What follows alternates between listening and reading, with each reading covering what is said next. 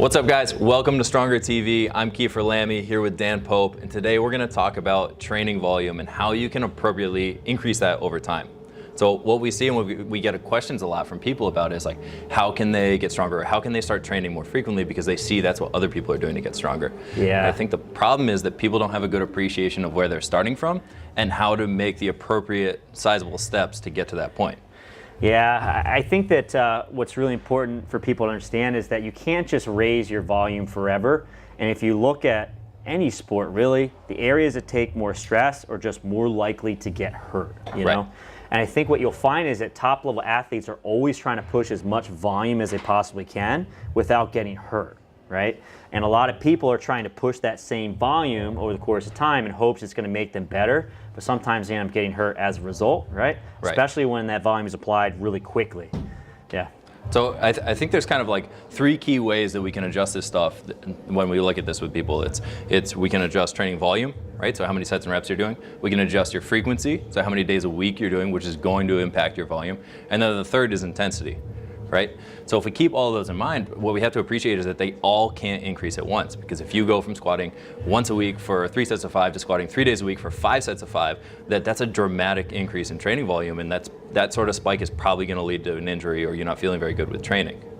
Right? So I think what we want to do is kind of like show an outline of what people try to do a lot of times, but what might be a more appropriate scale over time so that you can slowly start to push the levels of fitness for you and kind of understand how you feel along the way and make adjustments based on you, because I might feel really good squatting 3 days a week, but you might feel better squatting only once or twice a week and doing more volume in that day. Yeah. Right? It. So what we usually see with like beginner fitness people is, you know, they start off doing 3 to 4 sets of 8 reps, let's say, right? So this is anywhere from, 24 to 32 total reps, right? I can't write. Okay, but then if you look at popular fitness programs online, what we see is people are doing something like a StrongLifts 5x5 program, right? So they're doing 5 sets of 5, 3 days a week. So this person that just got into the gym, they're really excited about it to get started. They're doing, squats once a week, decides, okay, I'm gonna do it 3 days a week now. So now on their next week, they're coming in, they're doing 5x5 here, they're doing 5x5 here, and they're doing 5x5 here, right? So all of a sudden we went from doing 24 to 32 reps of squats to doing 25 here, 25 here, and 25 here, right? So we took that volume and we essentially tripled it over the course of time. And so, some people do pretty well with this, especially if they have an athletic background, but a lot of people don't do very well, right? And they keep spinning their wheels over and over trying these sorts of programs. Yeah. Right? I think one of the obvious things that pops out as you start writing this on the board is that right here we have basically very little rest in between days, right? Right. And over here we have almost a full week worth of rest, you know? So if you think about it, you just basically tripled your volume. The other thing you did is you eliminated so many rest days, right? So you're stressing yourself in 2 ways, right? More work, but also less rest. And that's a quick spike, and your body's not ready for it. Obviously, you can get into some problems there. So Sure. So I think what we do a lot with people when we try to troubleshoot this stuff is we take, one of two approaches. We say either, all right, if you want to increase your volume, let's try adding 1 or 2 sets more in a day.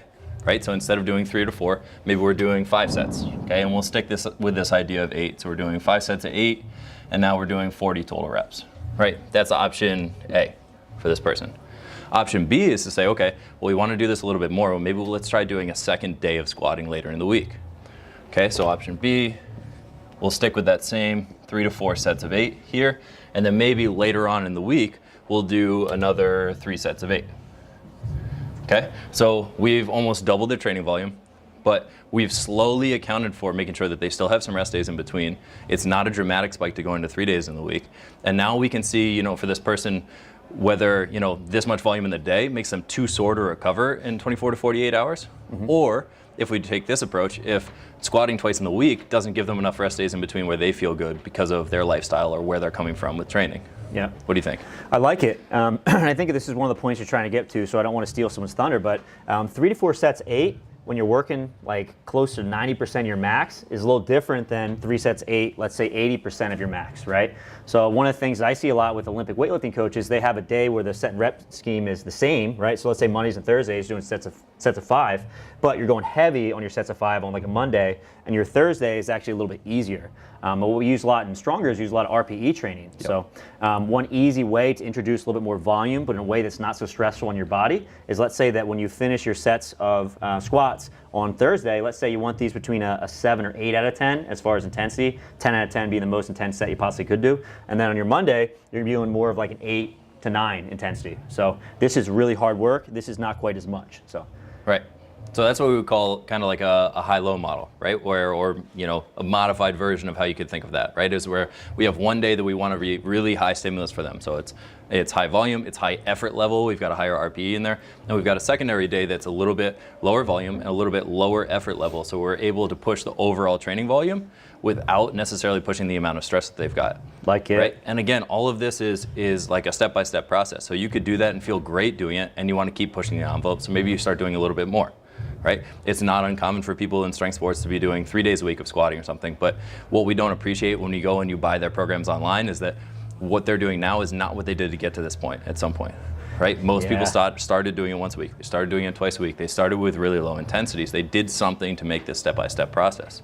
So having an appreciation for, how you can slowly increase your volume, how you can slowly increase your intensities, whether that's by going down in reps, whether that's by slowly pushing up the intensity in terms of perceived exertion for you, or slowly pushing how many days you're doing in a week.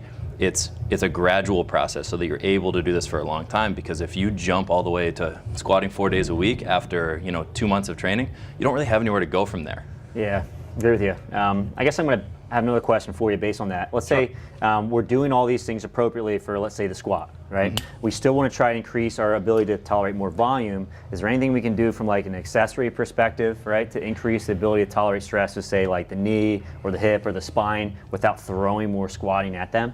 Yeah, I think what we do a lot is we would say, all right, you want to get stronger at squatting. We know that this person might not have the capacity to do a lot of squatting volume 2 or 3 days a week. So we break back and we say, all right, what are the variables that impact squatting?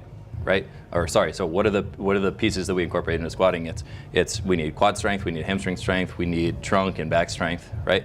So we can go in and we can do single leg exercises, we could do sled work, we could do all these things that are thought of as like GPP type of work, but we can slowly push the amount of training volume we're getting to the muscles without putting the same amount of specific stress onto the person. Yeah. Right? So if we accumulate a lot of that over time, and then we go through short periods of time where you are doing more specific volume of things, maybe as you're peaking for competition or something, that we have a nice little balance of what we're doing. Great point, man. That's like a whole wormhole. But how would you change someone's training throughout the course of the year to make sure that they can tolerate all that volume, right, during your competitive season? And in the off season, when you have all this time where you can wiggle things around, how might that be different from a volume perspective? Sure. I would say early on, we try to do as much volume as we can of non-specific stuff. Right, so I want to build a really, really big workload and tolerance for that person. So I'm going to do a lot of variations of, say, if we're sticking with squatting, a lot of variations of squatting. So maybe we're doing more, front squatting if they're back squatting, or safety bar squatting. We're going to do a lot of single leg stuff, right? So they get their quad, they get their hamstring hypertrophy. They build some tolerance to stress for their knees and their hips and all of these things.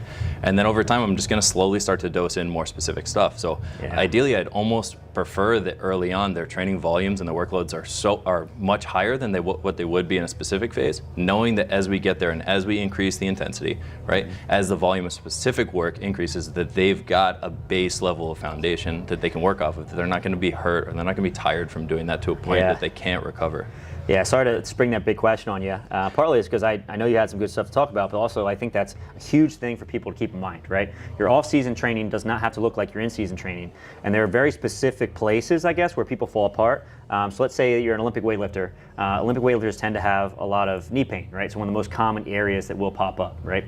We think that's because you have a lot of load on the quads and you're going to deep, deep knee bending, right? So the thing is, you have to be able to squat a lot in order to be a good Olympic weightlifter, right? But let's say you have chronic knee pain, and when you increase that volume of squatting, the knees just start to ache, right? At some point in your training year, you might have to just squat a lot more frequently, just so you can build your squat and your ability to clean and snatch more. But the other piece is that in your off season, you don't have to squat with that same frequency, but you can get a very similar stimulus with movements that are probably not as stressful on the knee, right? One of my favorite exercise variations are lunges, but done from a deficit. So let's say you're standing on a few plates, and when you go down into a deep lunge, you're actually in quite a bit of knee flexion, right? So you're kind of simulating that same type of stress you'd get in a squat or a clean or a snatch. The other thing is you can be nice and upright, so you're getting a ton of quad work, but it's a little bit different stress on that knee. So it's not quite as stressful as it would be if you just squatted a ton, but you're still progressing from a performance perspective, and we're not continually irritating your knees. Yeah, I think it's awesome. I think another one that I think is helpful for people is if we look from like a powerlifting perspective, right? We say the most specific thing that you could do is a back squat, 1 RM, right? And if you wear, knee sleeves, belt, any of those things, that's wearing all of that. That's your most specific lift, right? So if we take one step away from that, that's going to be doing back squat for, anywhere from 2 to 10 reps, right? So same exercise, same equipment you're using, but it's a different intensity range, so it's inherently a little bit of a different exercise. Yeah. Well, then one more step away from we can do from that is we take the same exercise, but we change something. So maybe we change tempo, we change range of motion, right? Or we change, bar position, right? So again, it's the same exercise, another slight deviation away from that. The next step below that would then be doing a different squat variation, right? So we have squat variation. This could be a safety squat bar. This could be a front squat, right? So we're still working on squatting, right? But it's a different variation. Mm-hmm. And then another step below that is the stuff that we kind of think of as like our GPP work, right? So we're going GPP, and this could be single leg. This could be sleds. This could be direct work for, hamstring or quad. All those other things, leg press, whatever it is that you like to do, right? So we have this gigantic spectrum from specific to non-specific and a lot of things that fall in between. And so being able to say like, all right, well, I know this is my goal, but early on I'm not going to do 1 RMs every day because that's going to crush me. So maybe I'm going to practice my back squat somewhere in a moderate rep range, and I'm going to fill in a ton of volume doing some GPP work and some different variations. Like it. And as I get closer and closer to competition, the amount of time I spend in the top half of this list is going to grow, right? And then I'm going to wait, until an off season to work on these things because I know that they help me feel a little bit better. They help me build a little bit more balance and build a work capacity to do more of this stuff that I know is specific and know is going to help me hit a new PR. Yeah, I like that. Also, to build off what you said, there's always going to be a tremendous amount of difference between person to person, Sure. Especially from an injury perspective. And what I tell people often is that people aren't really going to know which areas tend to break down unless they train for long enough. And they'll find like, okay, my hip starts to bother me or my knee starts to bother me. So you really have to alter the training volume based on individual. Yep. I always use myself as an example. I have some chronic hip issues, especially on my left side, but both sides. And what happens with me is if I increase my squatting volume too much, I end up with some pain, right? I think part of the reason for that is I'm kind of a longer femur lifter. I tend to really send my hips back quite a bit. This is where I'm strong. That tends to drive a little bit more hip flexion. Because of that, I end up getting some impingement symptoms because of that. So for me, if I squat too much, my hips really start to bug me, all right? So for me, I tend to squat once, maybe twice a week, and if I start to do more than that, I start to find, okay, my hip is bugging me. If I really need to push it, because I want to try to max out my squat, then yeah, I'm going to push it a little bit, I'm going to get painful, but then more in my off season, I'm backing off a little bit. And one of the things that's cool for me is that I'm a very kind of hip dominant lifter. I tend not to be upright, right? So I don't use my quads as well as I could. So a lot of my accessory work might be a lot of single leg stuff or just exercise to really build my quads up, because that's going to do two things. It's going to make me a stronger lifter, but it's also going to decrease the impingement that I have in my hip. Yeah. So it works out really well from that perspective. Yeah, I think it's perfect. And I'm almost the exact opposite, right? Like I have some chronic knee issues that I deal with. So I know that if I wear weightlifting shoes or if I front squat a lot, then my knee starts to get banged up. But if I wear flat shoes and I do a back squat, maybe more to a box or something, sending my hips back more, I could do it 3 or 4 days a week and I tend to feel really good doing it. So what I'll do is I spend a ton of time actually on exercises, up in this range of the spectrum, but I don't do as much front squatting with things. And I don't do as much really deep single leg stuff because I know that that bothers me more. Yeah. So I think it's all about, understanding the options that you have and being able to make small adjustments that work for you and that are able to push you towards what your goals are long term. It worked out really well. Yeah. Yeah, it's funny. All right, man. Yeah. All right. Anything to add? Nope. Thank you That's it. guys. Again, if you have any questions or you have things you want us to cover in the future, drop us a comment below or send us a DM.